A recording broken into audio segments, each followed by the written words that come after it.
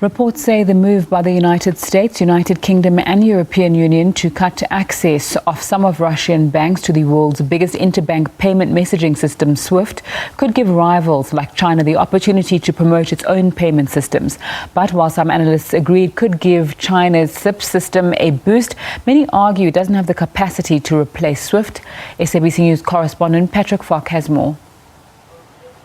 Following the annexation of Crimea in 2014, Russia set up its own interbank messaging system called SPFS. And now, with some Russian banks being barred from SWIFT, there are reports in China suggesting that its CIPS, the cross-border interbank payment system, could be used with SPFS to try and counter those restrictions. Now, CIPS was set up in 2015 to try and boost the international use of the yuan, particularly among countries that have signed up for the Belt and Road Initiative, and also to reduce reliance on dollar-denominated clearance claims.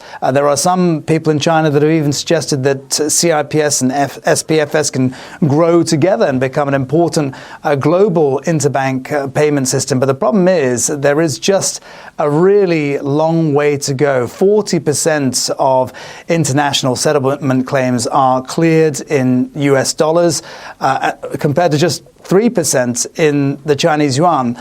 There are also only 76 direct members of CIPS, and indirect members, including Russian banks, still rely on SWIFT for exchanging information and messages. There's also a question as to whether or not Russia would want to put itself in a position of having to rely on China and its interbank payment system, while China, given the global backlash over what's happened in Ukraine, wouldn't necessarily want to be seen to be helping Russia around some of these restrictions.